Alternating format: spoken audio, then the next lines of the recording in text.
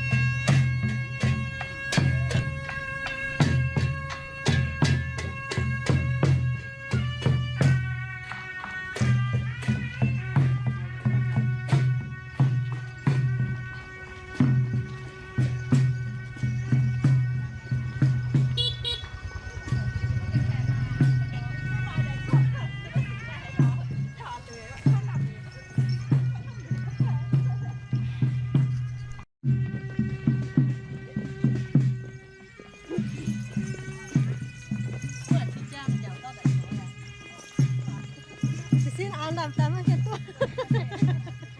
thì cho giờ cái xa này tám cái tua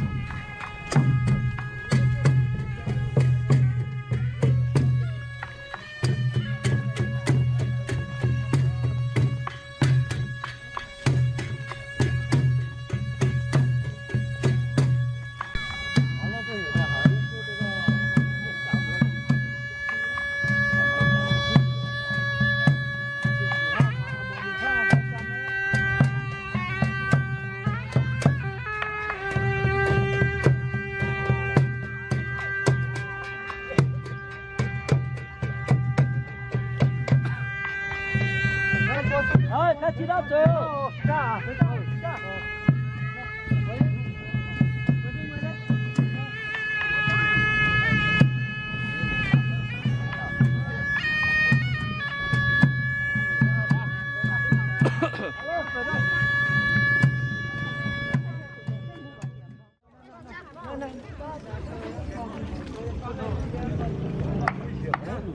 Phép phòng phòng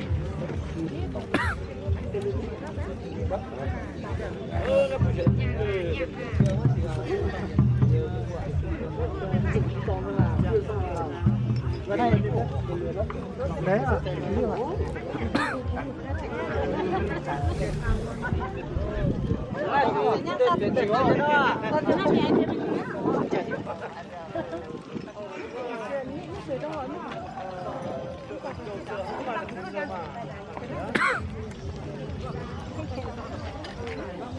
cái này đâu thôi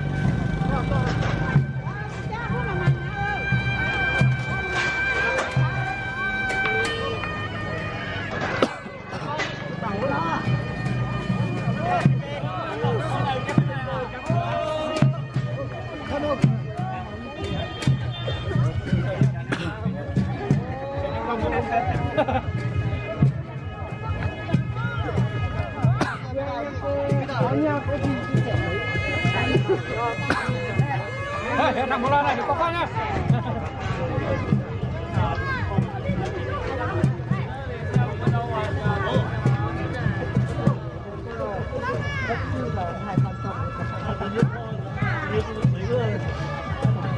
Cảm ơn tôi xin chào khách, tôi được cuốn chút tôi cảm ơn.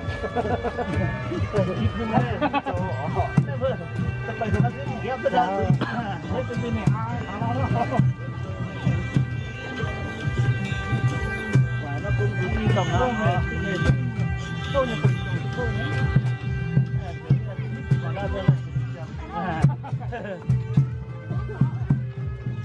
Cha đẹp quá. Sang bên này khác. Vô, vô trăng.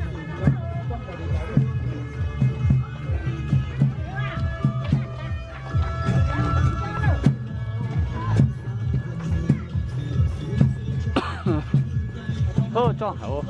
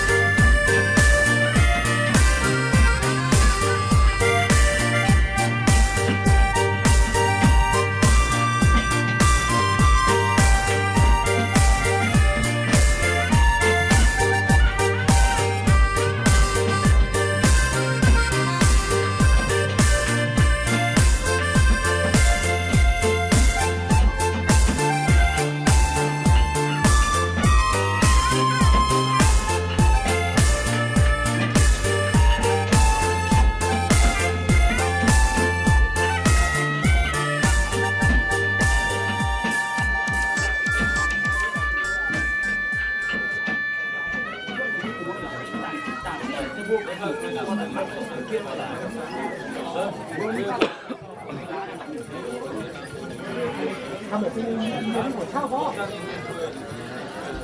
Đây này. Cả ba hay vô tiền chỉ là vừa tải cái nó làm việc cái nó bị trong băng dùng cái quý.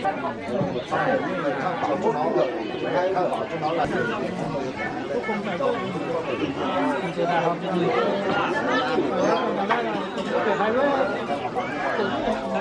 Cháu điều chuyển nhãn không được đâu không nữa.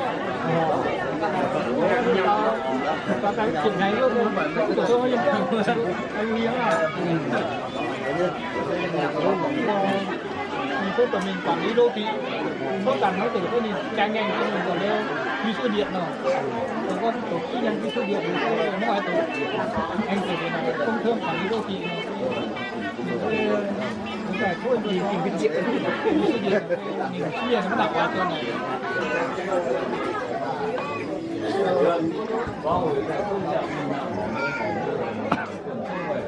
Nam, 今因为有嘉宾当主啊，为就我要嘉宾中奖当发量现在样是无。咁在中学最低今年还没今年达到这达到啊，小年小为小花小当年对于来东京到达200位海外的经验啊，因为当年不贵州哈是呢，就发现还是在中哈是在今年赛来哈是呢，在一红花有这样。一到一的贵州还是第一代发展国产资源，今天定定的国在外的有更多资源定定股，股归不同计较，定定我养家定定啊，养家定定的谁家，不同计较，上面有家定定股。啊，是98年，啊是人家生来在这贵州第一代发展菜，啊是第到一代贵州的一代发展当富菜市场，我养家定定是定定的，谁养家定定的定，谁家庭的一块， dương cho hạ xe thiên địa chịu ba yên cân lắm dương cho chịu ba yên cân hạ xe này nên thiên tự nhiên tìm tự nhiên khu được khu quy của đồng chí giáo chịu ba yên cân cấu chính hạ xe nên to hạ xe nhiên quang cấu chính thiên địa khu yang cho hạ xe yang cho hạ xe thiên cho số quang dương cho cảm ơn hạ xe tình sinh xe là xe sinh linh thành quyết mà nên là cho hay là 너 뽀뽀를 자려고 너 저녁이야? 우와, 이게 뭔가? 라면이요.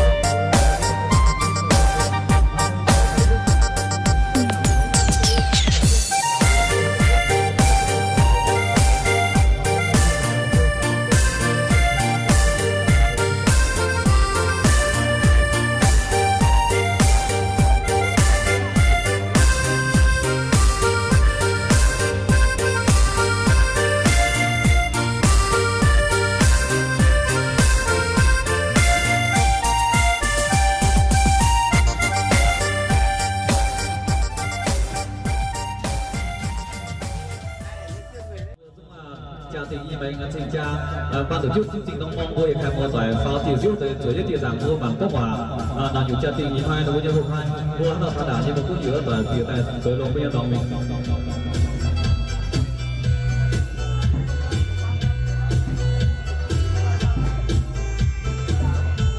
Vâng thưa quý vị, theo đồng hồ của ban tổ chức cũng như bên gia đình nhà trai, đúng 11 giờ 00 phút thì trong của cô dâu biết rẻ đang chờ đợi chúng ta đã đến hội trường với chúng ta phải cùng nhau tập trung ngồi xuống mâm bàn hạnh phúc của cô dâu biết rẻ trong buổi trưa ngày hôm nay, rót chén rượu mừng đừng lên chúc cho cô dâu biết rẻ trăm năm hạnh phúc không hề đổi thay. Hôm nay chủ tịch điện giảng là nói với gia đình các giảng hội chúng ta này, mà chúng tôi muốn nói cái gì phải tham gia được một số trường hợp cao thua, tôi là cao thấp luôn, thường xuyên chưa nói với họ giới chứ, bây giờ hồ tôi nhưng mà ăn ngày hai là trước bao nhiêu năm, trước bao nhiêu tuổi là cái đêm tôi đến dưới lông con tay hồ sơn hồ đi到下面家。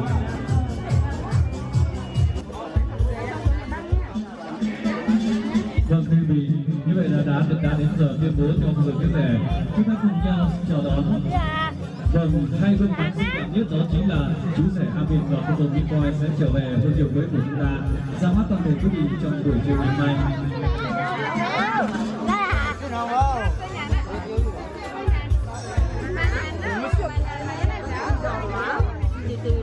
Ăn cái gì ăn cái gì chưa hả? Cái hậu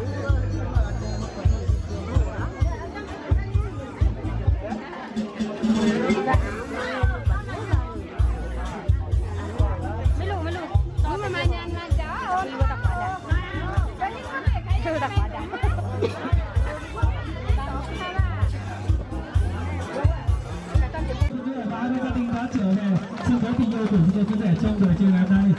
Vâng quý vị, rất là vinh dự ngày hôm nay hai bên gia đình đã chọn ngày này khá tốt để tổ chức buổi lễ thề hôn cho chú rể Amin và cô dâu QUAI trong buổi chiều ngày hôm nay.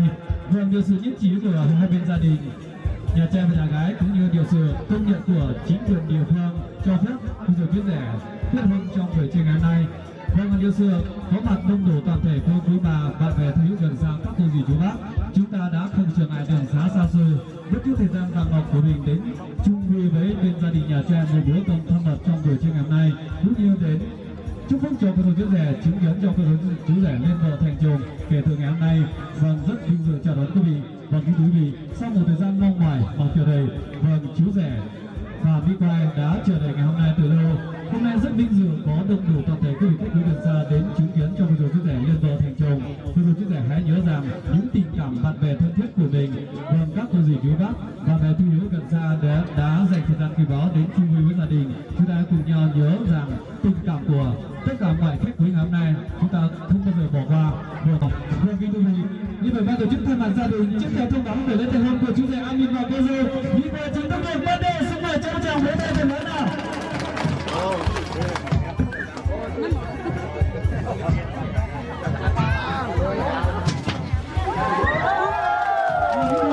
Đã có một dàn tham gia tung lên bầu trời để chúc phúc cho cô dâu chú rể. Vâng, chương trình không biết bao nhiêu sao sáng, tình yêu của hai bạn hôm nay còn sáng hơn sao. Vâng, chúng ta cùng nào chúc cho cô dâu chú rể trăm năm tình viên mãn và đời nghĩa phù thề. Kể từ ngày hôm nay hai bạn luôn luôn ở bên cạnh nhau. Vâng, quý vị, tiếp nối chương trình, ban tổ chức những người bên gia đình nhà trai sẽ có lời phát biểu cảm ơn đến toàn thể quý vị khách quý gần xa đến chung vui với gia đình của bố dâu thân mật trong buổi trưa ngày hôm nay, cũng như đến chúc phúc cho cô dâu chú rể trong buổi trưa ngày hôm nay. Xin chào kính mời bên gia đình nhà trai.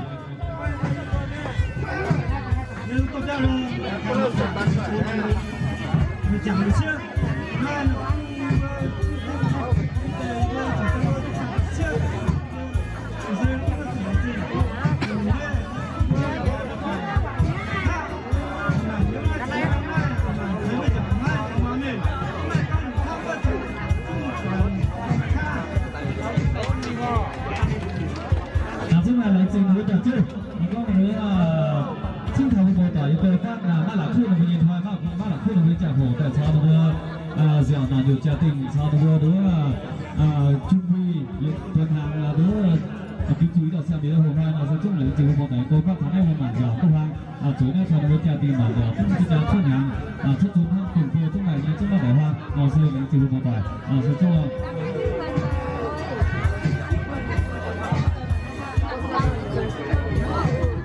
chúc mừng anh chị cô yêu anh chị cha là sư chính thọ xin chào mã sư cha tiêu sư thọ một đại biểu hết tiêu anh về sang nào ta sẽ nhắm thấy cho là sân khấu về tiếp tục diễn ra với chương trình tiệp trái biết chỗ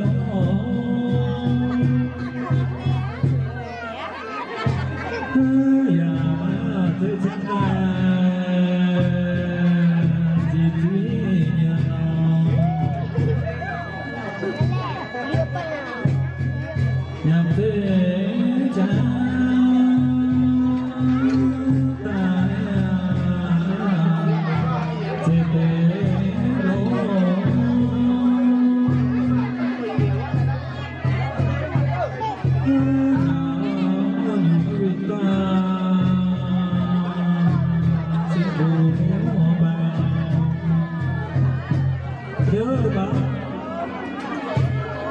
ba bữa mưa nhiều dân quân nữa nhạc sẵn thái mong nằm bao sáng nhẹ ra cảm ơn báo xuống sắc cho đào tái đoạn mình to tổng nữa đào riêng báo này nữa riêng của cái chứ cũng bất chẳng xuống chính ra ở đó đưa xe làm cô cho xe làm cô để chiếm à đây là xe làm cô em lắm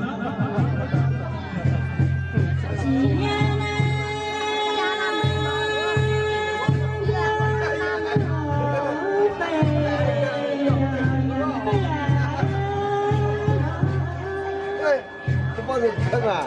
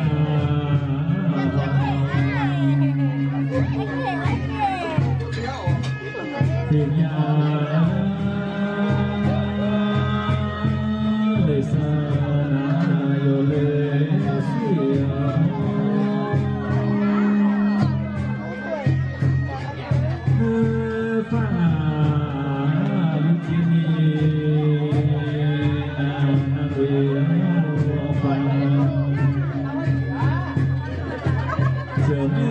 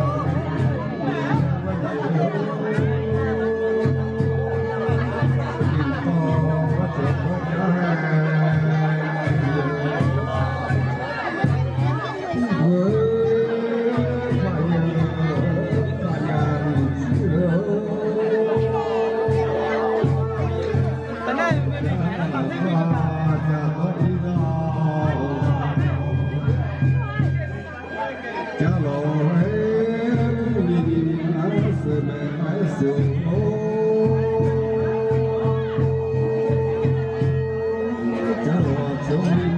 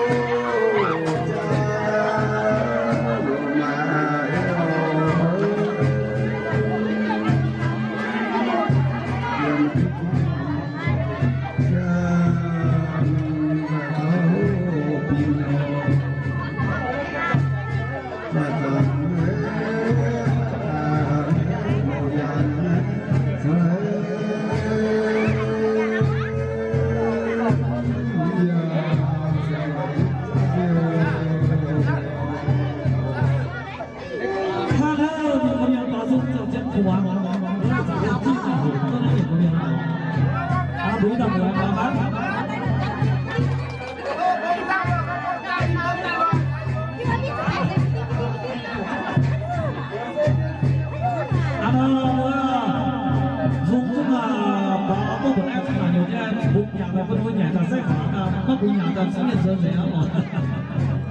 hấp dẫn.